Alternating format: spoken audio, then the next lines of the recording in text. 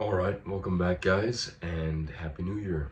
I am in Japan now. Been here for, I think this is our fifth day here at this point in Tokyo specifically, and it's very interesting. Very interesting. I've never been to Asia before. This is my first time being here, and everything is different. I mean, the food is great, and that's there's obvious differences there, but in terms of culture, architecture, environment, it's unbelievably different from anything I've experienced, and it's actually pretty awesome. But I'll talk about that pretty soon. Well, I guess I'll talk about it tomorrow in tomorrow's weekly update. But today, I wanted to talk about another important topic, and it's along the lines of the same topic I've been talking about for a little while now. It's about starting the preparation off right. And I've made a few videos on this, but the more I talk to you guys who are actually doing the preparation, and the more my dad and I think about the problems people face in the beginning, what they should be doing, what they shouldn't be doing, and trying to think about more tips and tricks we can offer you guys to really make the most of the preparation, and especially for getting started. That is the absolute hardest part of the entire process. But the more we talk to you guys, we see more and more issues that we didn't even think about addressing originally. Like we didn't even think about mentioning certain things in the book that now, when we look back on it, we wish we would have said to do a specific thing, like choose a certain cycle over another in the first year of the preparation, for example. Lots of little things like that that I'm sure as a second edition of the book comes out will update that and be hyper specific when it comes to those things. So, when you're getting started, you really have to make sure you're choosing the right cycle. And this is something that I wish we mentioned in the beginning because it's so important. I've had a lot of people say to me that they're, starting a cycle, and for some reason, it's one of the last four cycles listed in the book that they choose are the typical picks, and that would be the entrepreneur cycle, investor cycle, hacker cycle, and maker cycle. Those are reserved for later on in the preparation.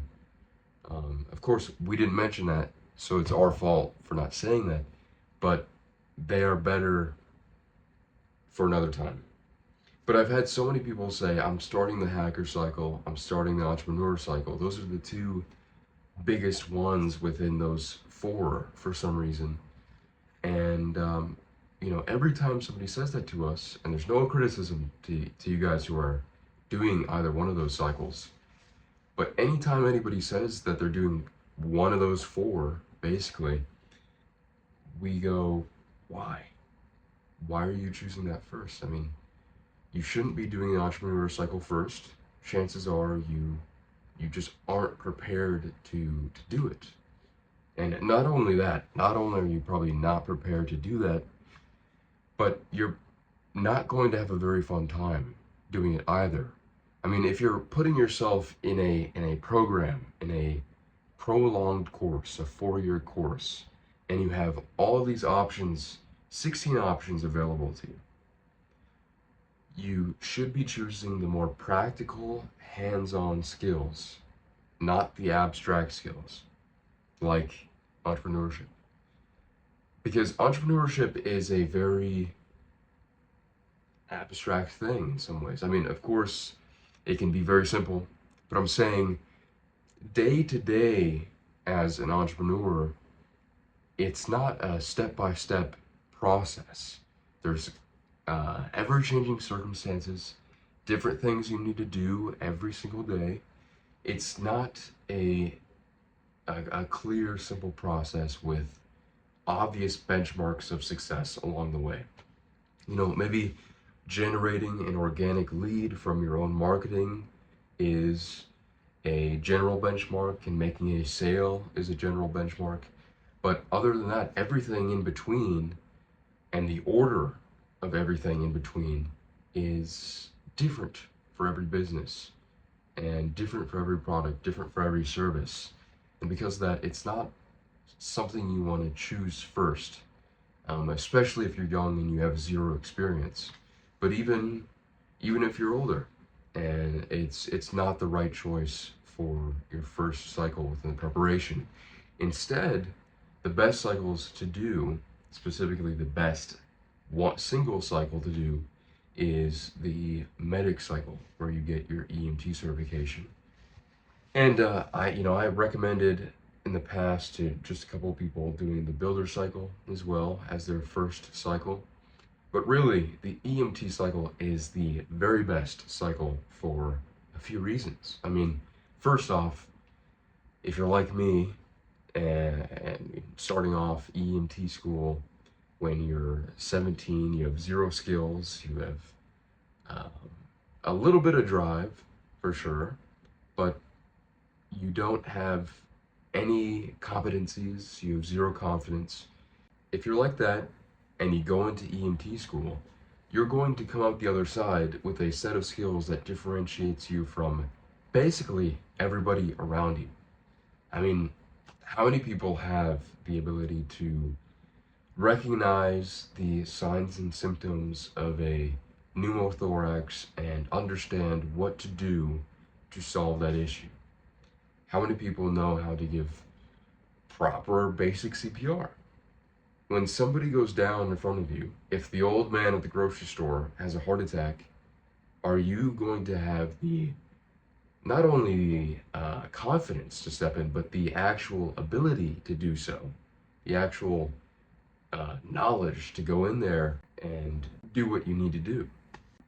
And then you come out the other side, and you can also administer, at least for me, where I was in Idaho, 6 different medications. The dosages, the indications and contraindications. You are vastly competent, at least compared to the average person, in an area of life that is so different from just about everything everybody else is doing. And so you're coming out the other side with a set of skills that differentiate you completely, entirely from basically everybody around you. And you also come out, because of that, with a newfound confidence that is hard to match, especially in the beginning, and most definitely if you are like I was, and a very anxious, kind of close-minded person at the time. It completely changes you and builds you up a little bit, because you have a skill that so few people have. And also the great thing with a skill like EMT skills, or even the builder skills, is the fact that you can see progress in real time. You can see the effects of your own work with your own hands. Whereas if you take the entrepreneur cycle or investor cycle or hacker cycle, it's all abstract. Pretty much all abstract. I mean, I guess if you're developing a marketing campaign and writing ads for your business that you're starting in the entrepreneur cycle, that's a tangible thing where you can actually see the effects of that. Of course, there's bits and pieces of hands-on application in these things in these other cycles, but the overall feeling behind it and overall application of things within those cycles, like the entrepreneur cycle, it's mostly abstract. It's working in an abstract world, in a world where you can't make a whole lot of changes by hand. It requires a lot more thinking and work in the mental world than in the physical world. And for that, you don't want to start off with the entrepreneur cycle. Like, I've noticed for some reason a lot of, and I don't know why this is exactly.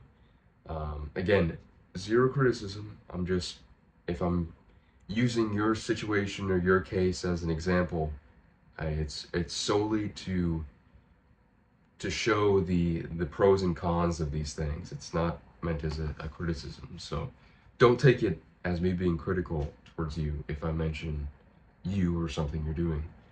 But for some reason, a lot of the new dads who start the preparation choose the entrepreneur cycle. I don't know why. Maybe it's to make more money on the side. Not quite sure.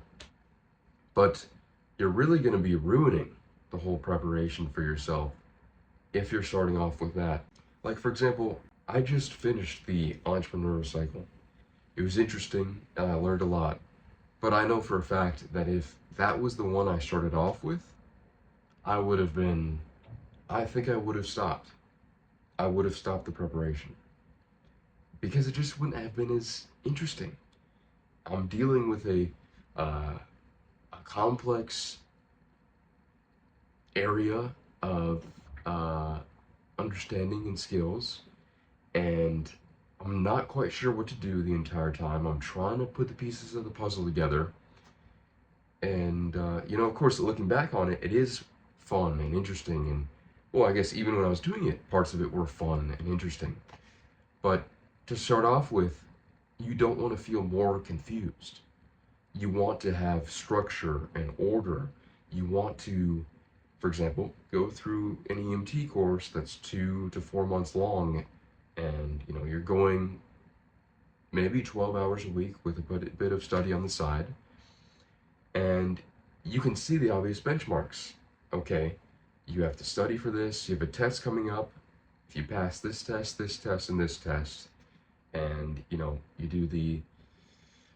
do all your academic study, you know what you're doing, you can demonstrate that you know what you're doing, you check off the boxes, you hit the benchmarks of success, and then you pass the course, you take your NREMT national exam, then you're set.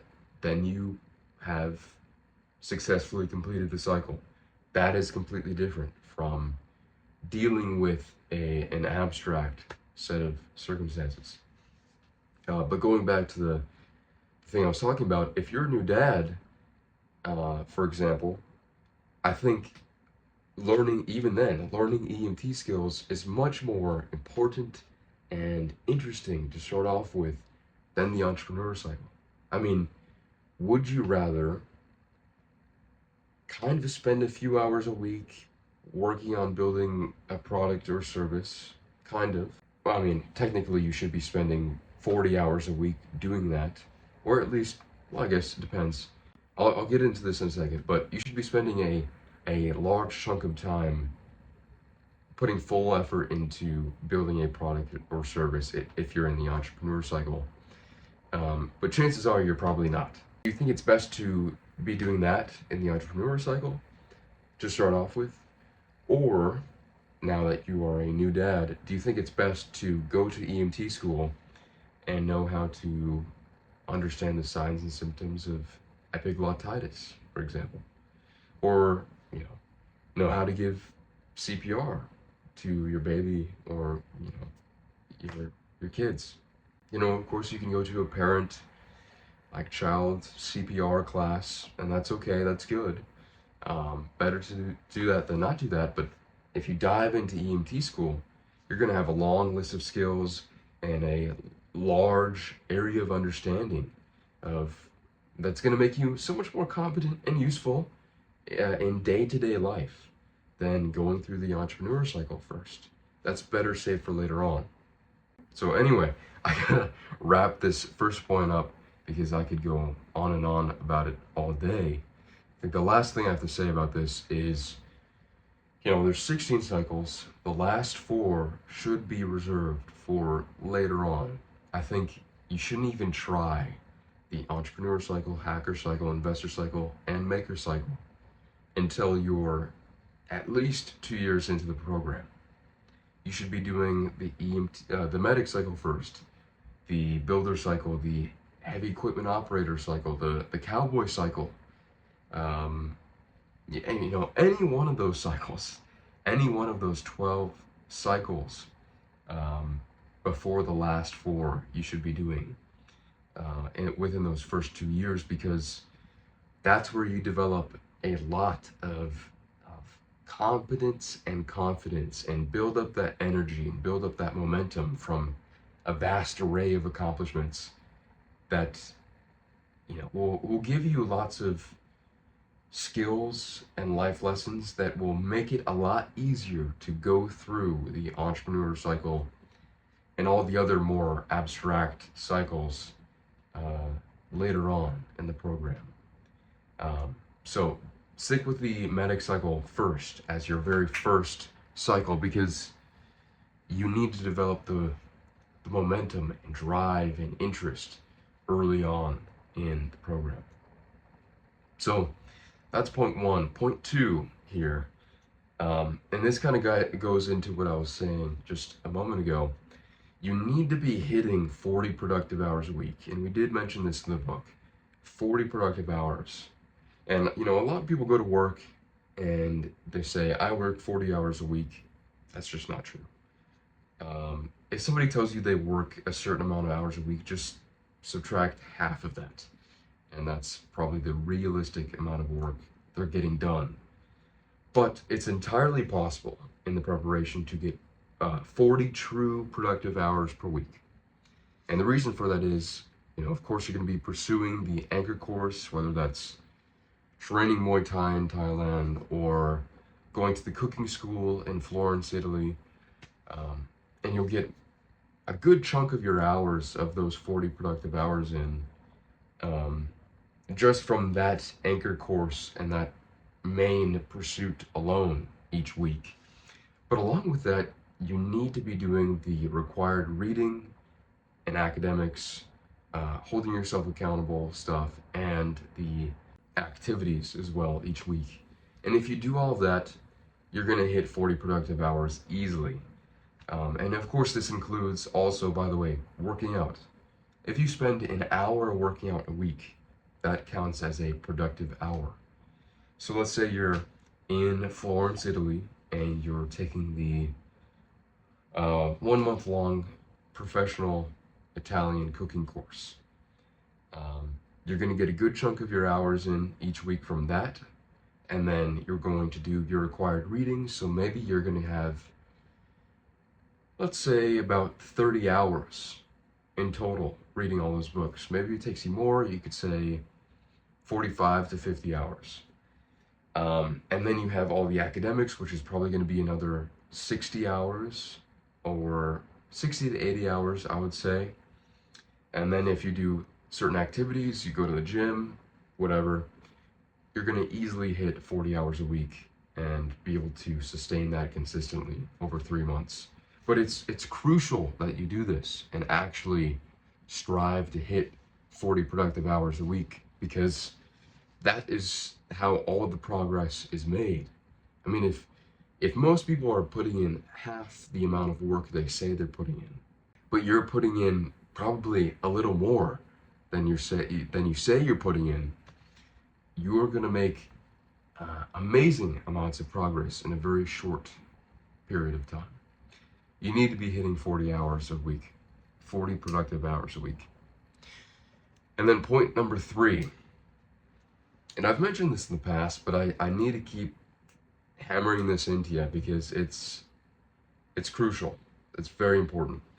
Step into uncomfortability and do it continuously. Stay there. Stay in it. So many people get trapped in what feels comfortable.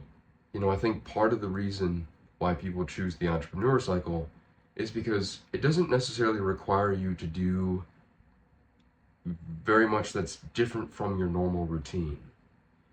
Maybe you're taking a few like sales courses or something, marketing courses. But I think this is a cycle that allows people to kind of hide away and feign productivity. And I'm sorry, I know I sound like a complete jerk by saying this, But just from what I've seen, what I'm noticing, I think it is a way to go, yes, I'm doing this, but I'm not really doing anything. I mean, it's something where you can sit at home and say, I'm building a website. You're doing administrative work for your business, but not really getting the business up and running. It's something you can hide behind for 3 months and not really pursue. And you can prolong that and go, well, I'm about to get my first customer. So maybe instead of just doing 1 3 month cycle, I'll extend it out because, I need a little bit more money or I want to make a little bit more money. So I'll just keep dragging it out. And I've been noticing this happening, by the way. This is why I'm mentioning it, because it's something people can hide behind. And again, I don't blame you, but I'm saying you are wrong. You are wrong, and it's shameful to be doing that. Actually, you need to step away from that and get into doing real stuff. You are a man. Get out and do real stuff. You need to be uncomfortable. People need to step into uncomfortability. You are not going to make any progress in the preparation if you are afraid to do anything, and this is the important part, still don't do it. I've been, since day one, afraid of everything I've done. I was afraid to work at Office Depot in the beginning. I was afraid to do Brazilian Jiu Jitsu classes. I was so afraid that I could hardly open the door to step into the gym. I was afraid to go to EMT school. I was afraid to be apprenticed to an Uruguayan gaucho. I was afraid to work on fires. I was afraid to get my scuba diving certification. I was afraid during every step of that process. I and I'm nervous about going to Thailand now to train Muay Thai. I'm not necessarily as scared as I was when it comes to certain things in the past, but still nervous about it because it's completely different. I don't know what to expect, and I know I'm gonna look like an idiot. But the difference is, I did it every time. I did it, and it's always painful. It's always difficult, at least on the onset. But as soon as you pass through the gates of fear and you actually get to the moment where you're doing the thing you said you were going to do, the thing that brings you fear, as soon as you pass through that, it's no problem. You're there and you're good. You can calm yourself down easily because you were afraid a second ago, now you're here, now you're doing it. You're actually here, actually getting things done. You're actually seeing progress. I mean, imagine if, for example, I had chosen one of the last 4 cycles, like the entrepreneur cycle, and I had kind of hidden away. I could have stayed at home, building a website or for a business or whatever, and hidden away and not even gone and tried Brazilian Jiu Jitsu. I could have not even gone and gotten a menial job at Office Depot or as a pizza delivery driver. I could have not even gone to EMT school. And then the last 2 years would have been erased. All of those good things, all of the good that came from moments of fear would have been gone. I mean, imagine that. Imagine that. So never, never. And you have to be conscious, aware. You have to have a third person view in your mind. Like, you have to be watching over yourself.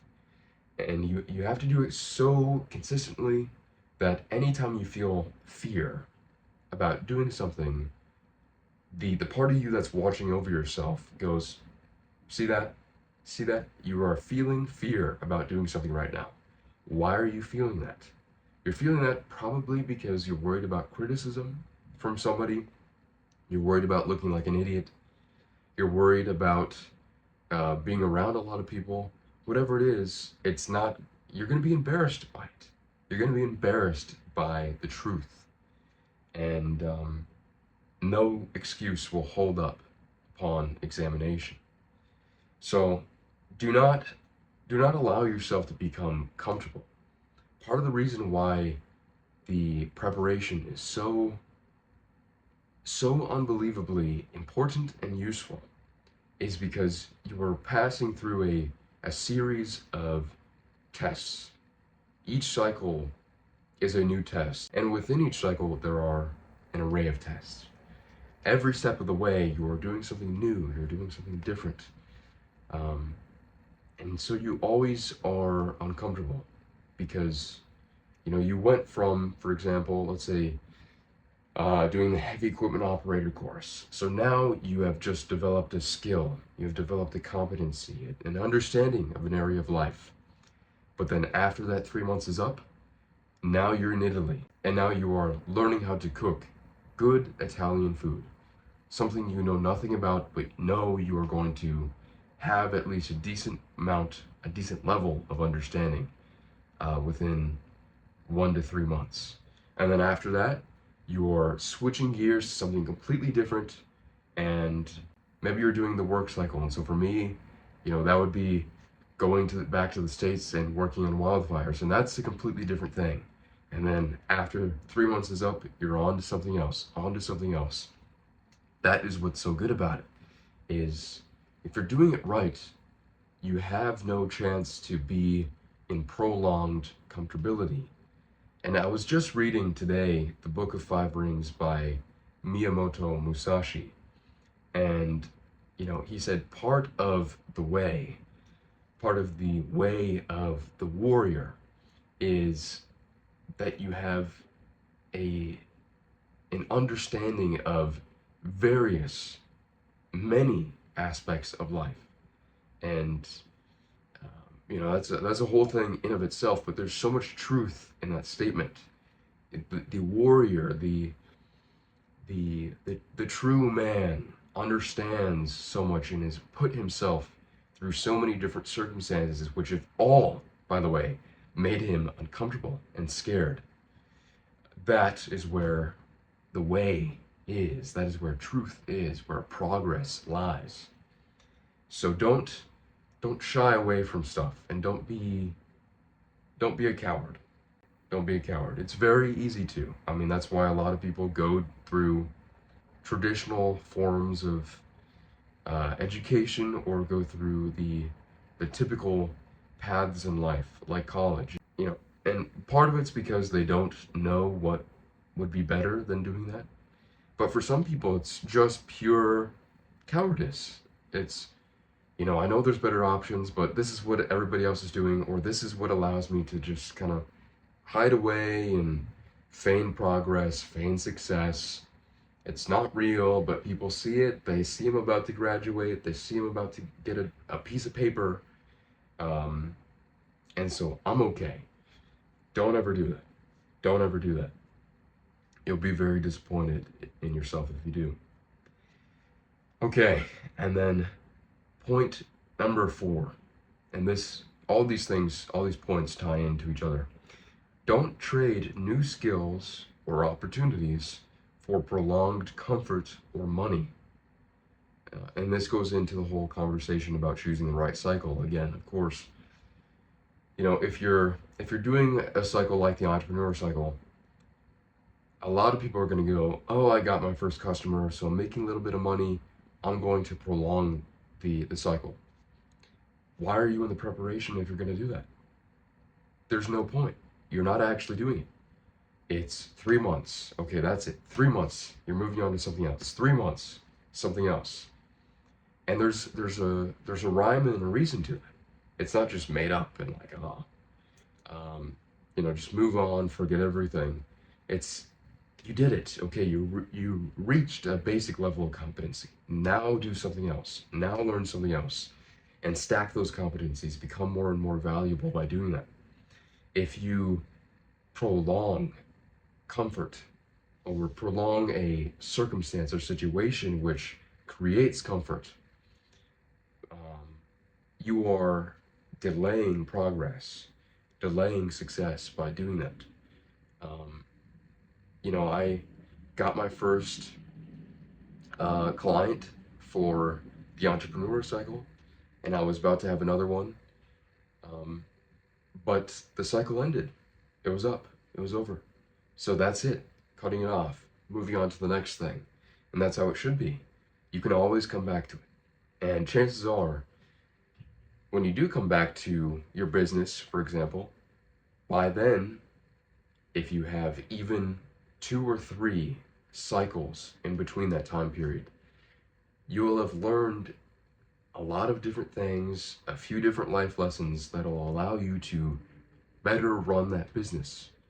It will gain new insights into how you should be doing things. So that's even more of a reason to, cut things off when they're supposed to be cut off at that 3-month mark and move on to something else. The other thing is too, there's a work cycle for a reason. If you need to make money, which you should be making money along the way in the preparation, do it with a work cycle and do it within a 3-month time frame. Again, once that 3 months is up, it's over. Stop. Move on to something else. Make all the money you need within that time frame. I guess having other avenues to make money along the way is a good thing. 100% should be doing that, but don't let it get in the way of progress and of any of the anchor courses you are doing. Don't let it get in the way. Use the work cycle as the period to make as much money as you can within that 3-month time frame. That way you can finance all your pursuits and hopefully also make enough to support yourself as well. But anyway, those are the 4 points I wanted to make. Especially the first one is the most important about which cycle to choose first, because I've noticed a lot of people getting hung up with that. Choosing cycles that make them feel comfortable, because it seems like something that could be a part-time thing, a thing that could be prolonged, a thing that relates to what they already know or are familiar with. And that's not good. Move on, do something new, or if you're just starting off, do something that differentiates you to a unbelievable degree, like EMT school. Do the medic cycle. So anyway, this is a completely free video. Obviously, if you've watched it all the way through, you know that. And I wanted to make sure it was entirely free because everybody needs to know about the problem with choosing the right cycles in the beginning. Everybody needs to know about it. But a lot of these videos are going to be for paid subscribers only, and that's just because it's valuable information for getting through the preparation, like certain tips and tricks of how to get through it. Of course, I'm going to offer you my own anecdotal experiences that as the guinea pig for the preparation, and tell you what's helped me get through it, the problems I faced, the problems you'll likely face, and the solutions to those problems. So anyway, I hope you guys have a good day. Happy New Year again, and I'll see you soon.